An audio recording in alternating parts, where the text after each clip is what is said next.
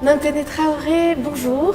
Bonjour. Alors pour rentrer dans cette exposition ici aux rencontres de la photographie d'art, les pensées d'horreur, ce sentiment d'inquiétude, il plane dans les images de cette salle de manière un peu diffuse.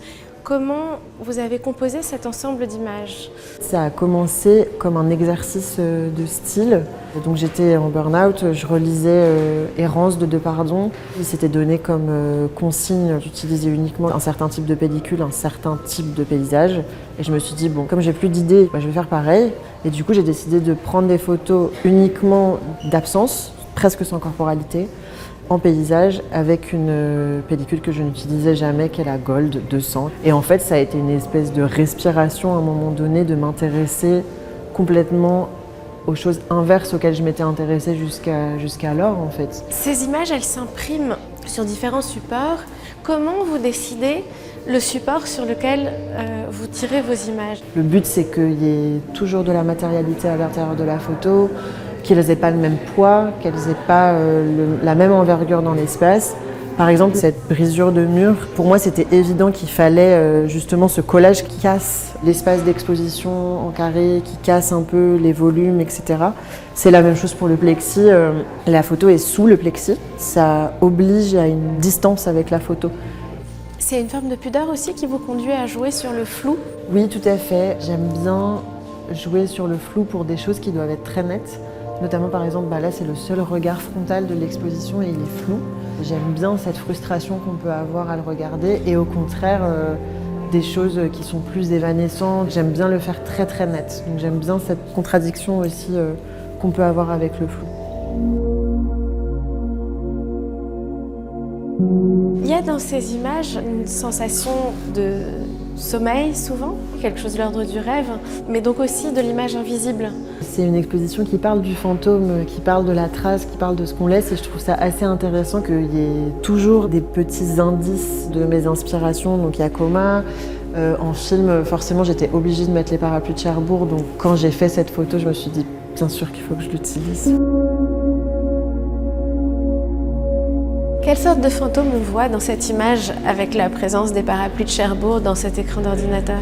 Cette photo, c'est mon lit d'hôpital la veille de ma mammectomie et c'est la seule photo que j'ai prise de mon opération. Je pense que ce que j'avais envie de ressentir à ce moment-là, c'était quelque chose de familier et il n'y a rien de plus familier pour moi que Catherine Deneuve dans les parapluies de Cherbourg. C'est l'un des premiers films dont je me rappelle, je devais avoir 6 ans quand je l'ai vu et du coup c'est un fantôme qui est un peu philosophique. Mon passage à l'âge adulte, moi, ma vie en tant qu'enfant aussi, c'est une image que je trouve hyper pudique. Enfin, moi, quand je la regarde, elle me touche beaucoup encore. Je pense qu'elle dit beaucoup de choses de ce qu'on laisse, ce qu'on garde aussi, ce qu'on choisit de garder des images et de nos fantômes, quoi. Les fantômes sont aussi très présents, évidemment, dans ce voile transparent. Cette image est un fantôme elle-même, selon l'heure de la journée. La photo ne sera pas vue de la même façon. En plus, elle se mélange à tellement de choses. Et je suis assez content qu'elle soit très peu visible.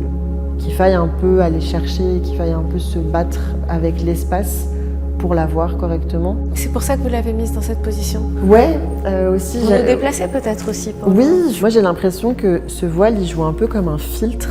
Si on est un peu joueur, on peut très bien décider de regarder l'espace complètement autrement, juste en rajoutant des collages en fait. Dans ce dernier mur là-bas, là aussi les images se superposent. Comment vous l'avez composé ce mur?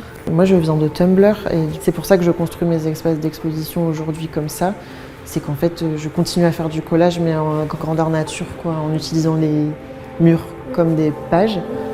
Mais en fait je pense que cette expo c'est un espèce de muséum de souvenirs et je pense que j'ai essayé aussi de par les supports de montrer le degré d'éphémère du souvenir, et ça va du tissu qui est le plus éphémère possible à ces plexis qui en fait figent une image, et on a ce vinyle entre les deux qui est légèrement voilé et qui en fait à la fin de l'expo va être arraché, l'image n'existera plus jamais telle quelle.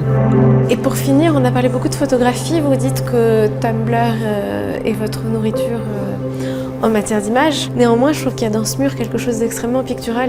Je pense que ça se voit dans l'exposition. Moi, je suis un peintre frustré. On ne s'est pas trop attardé sur cette photo de la personne qui dort, mais pour moi, c'est un rêve de peinture Mais plus j'avance dans mon travail, plus je pense que ce qui m'intéresse, c'est vraiment d'arriver à entrer dans cet endroit où l'image en fait est plus picturale que photographique, quoi. Que les pixels et que le grain vont en fait remplacer les coups de pinceau, quoi, qui est vraiment une plasticité aussi à l'intérieur de l'image. Merci beaucoup, Nantele Traoré. Merci beaucoup à vous.